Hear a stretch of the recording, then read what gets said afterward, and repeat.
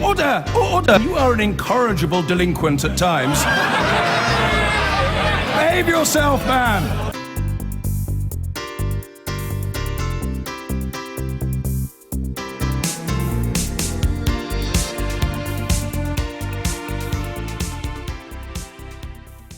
So what exactly would the Brexiteers do about it? In a moment, I'll be speaking to the Northern Ireland Secretary, Theresa Villers, one of the 6 cabinet members backing an EU exit. But first, here's our political editor, Nicholas Watt. From the shores of Sicily to the borders of Ukraine, an uncontrolled flow of migrants is entitled to enter Britain. That is the message spelt out in Churchillian language that the main Brexit campaign has delivered to spell out its core reason for wanting to leave the EU. Today was a big moment for the Vote Leave campaign, the release of the final set of migration statistics before the referendum. Net migration rose to a near record peak of 330,000 last year, illustrating a key theme.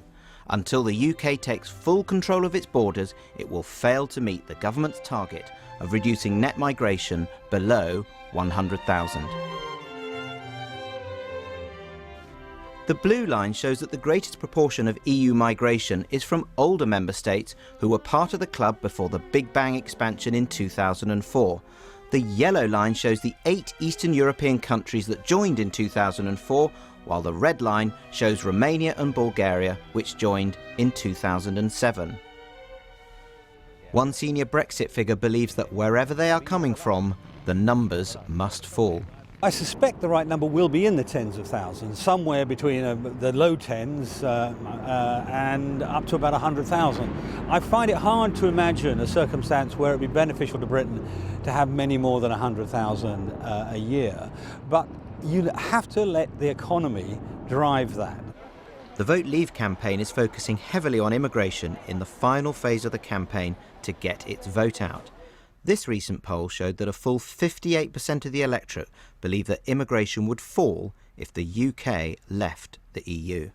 The clear red line for the government is that the British people are voting to leave the European Union on the 23rd. On the 24th, the government has to recognise that one key component of what they voted for was border control.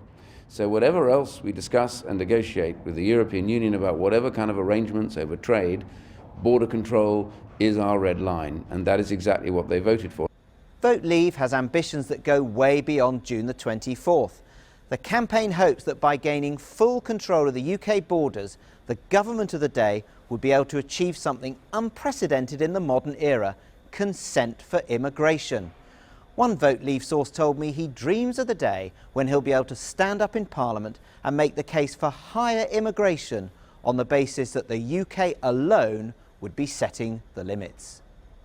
It is not beyond our wit to come up with a system which will be a combination of whether it's the Australian point system, it's a recognition of historic links and responsibilities, skills needs, all those things. But the key element is that it is decided at Westminster and has the consent of the people who have elected us. It's an absence of consent which then doesn't allow you to take that kind of leadership which is required to say that within controls, immigration can and is a good thing.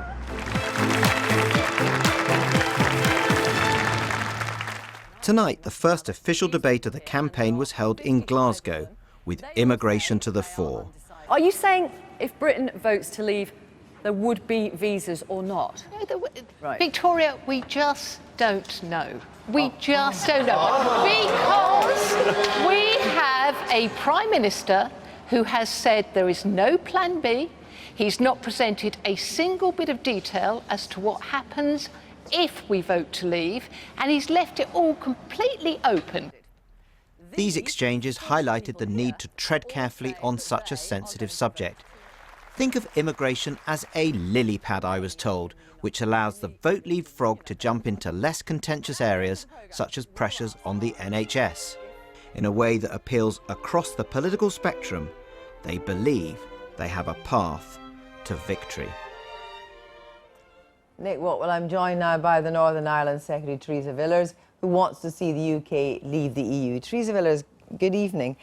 Let's just go through a few of the migration issues. If we vote to leave the EU, we close borders. Is that correct?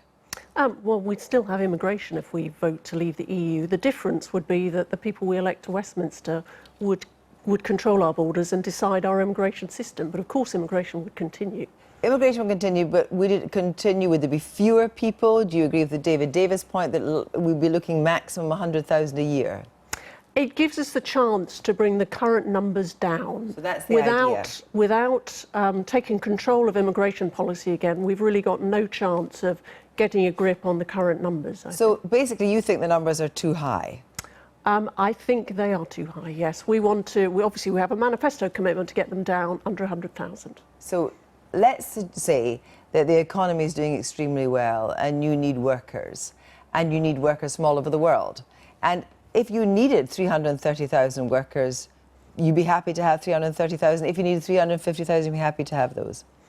Well, we have a manifesto commitment to bring the numbers down below 100,000. Call me old-fashioned, but I think we should try and achieve that. But it wouldn't matter then. That is a principle at 100,000. No matter whether the economy was booming and actually you needed those workers, the door would be closed. But the reality is we could introduce a more intelligent system which is focused on the skills gap, which judges people more fairly from wherever they come in the world, judges them on merit rather than on whether they happen to come from an EU country. But what you're saying, that no matter how things are going, you can't see a situation where we'd need more than 100,000 a year? Well, obviously, beyond the next general election, it's up to the parties to put their own numbers forward in terms of migration. But we have a manifesto commitment. Obviously, we're determined to deliver on that. So below 100,000? But obviously, in the future, you know, after a general election, those kind of manifesto commitments can change. But for the moment, our commitment is to bring down numbers below 100,000. I think there's a lot of support for that. Well, let's just talk about how this would actually work. I mean, let's say that you have Britons working in France, and they now then presumably would have to come back home here and apply for a visa. Is that correct? No, overseas, it's very clear that if immigration rules change, then they can't apply retrospectively. So no one who is already working in France would be forced to come back to. That's what you say. That's not necessarily what the French might say. Well, no, we're all bound by international conventions, actually. So it's absolutely clear that whether you are an EU worker in the UK or an English worker in the rest of Europe, if the rules change on free movement, they don't apply retrospectively, so you're entitled to stay where you are if you want to. So let's say that there is a Polish nurse here now, but she wants to bring her mother over after we would, hypothetically leave the EU. Would you have to get a visa to do that? Well, that would be down to the government that we elect. The principle here is not the Leave campaign mandating a new immigration system. We want to give power back to the government to take decisions on immigration. So it's possible that a family member could just come in. I mean, because if you listen to that debate tonight, Diane James from UKIP was saying you just don't know about visas for people. And I think probably 4 weeks out, people actually do want to know. You know, people are concerned. If you're a young Polish worker here and your mother's sick in Poland and you want to bring her over, would you need a visa? What this debate is about is who takes the decisions on migration. And I think there is a huge amount of support in this country for taking our own decisions on migration. The beauty of that is we have democratic accountability. At the moment, these decisions are taken by the Council of Ministers, the European Court of Justice, not by people who are elected here and we can hold to account at a general election. So a young Polish person can't vote in this EU referendum, but a young person from Britain can. So say you're a young architect, you're finally you want to go to Berlin, you want to go to Prague. Would you need a visa to go, presumably? Look, we're not mandating the rules that would be applying in the rest of the EU in the event of a UK exit, but the reality is there are thousands of citizens from around the world who work in Europe, many of whom do not come from EU member states. There were thousands of British people who worked in Europe before EU membership, so there will still be plenty of opportunities for people to work in Europe. But the reality is, levels of migration essentially into this country are not sustainable. They're putting unsustainable pressure on our public services, our housing. We can't go on as we are. But you Surely said must that, but I accept think that people actually who are thinking about how they're going to vote want answers. So if a young person wants to go to Europe to be an architect, and essentially if a young German person wants to come here and learn to be an architect, they'll have to have a visa. Is that right? There may be some changes in the terms upon which people can travel and work in other it has to countries. be, presumably. But these would be decided in Britain as a result of democratically accountable decisions. And I think we ought to take into account another problem for young people in that, you know, mass migration from Europe is depressing wages in this country. That is a fact. That's not speculation about what might or might not happen in the future. Let's move on to talk about the security situation. Now, we already know the French have said that there will be no border in Calais. The border will have to be back over here. So that... Well, the French government has said various different things about this. The Justice Minister has been pretty supportive of those arrangements. The reality is the French could pull the plug... Can I just... The latest, Financial Times, March the 3rd, Emmanuel Macron, the French economy minister, the day this relationship unravels, migrants will no longer be in Calais. They'll be in the English countryside, in the English coast, won't they? Well, the French Home Affairs Minister has been very supportive of this. The reality is it's a bilateral arrangement. The French could pull the plug right now if they wanted to. The reason why that arrangement is in place, it's because it's in the interests of both France and the UK. Therefore, there's no reason for them to pull the plug when we vote to leave. But actually, the point is that the migrants who actually want to come here, why would the French bother actually stopping them, locking them up, having them in the so-called jungle at Calais? It'll be up to Britain to deal with them as and when they wish. But this arrangement is in France's interest as well as in the UK's interest. Otherwise, it wouldn't be in operation now. Well, let's just look somewhere else, and this is your territory, where we actually have a land border between Northern Ireland and Southern Ireland, and there's no question of the Republic of Ireland leaving the EU. Will that border be entirely open?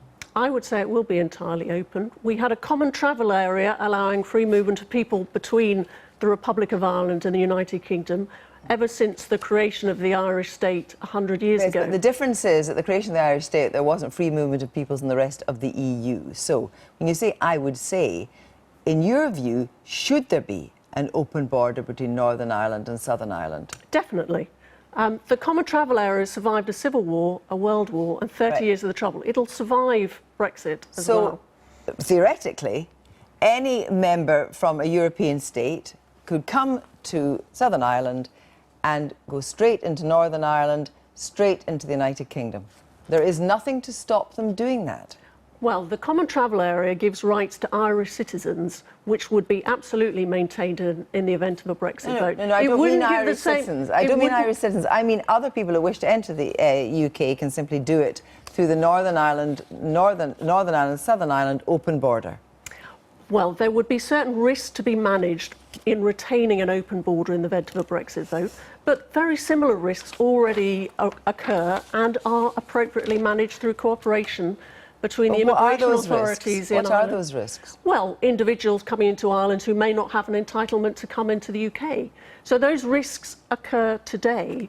The idea that suddenly we're going to have hundreds of thousands of citizens from other EU countries heading across the border between Ireland and the UK, I think it's fanciful, to be honest. If we had changed the rules on free movement, then there would be constraints on the rights of those EU citizens to come into the UK. If you tighten borders elsewhere, why are you leaving this border open between Northern Ireland and Southern Ireland? Because of the close relationship that we have between the UK and Ireland.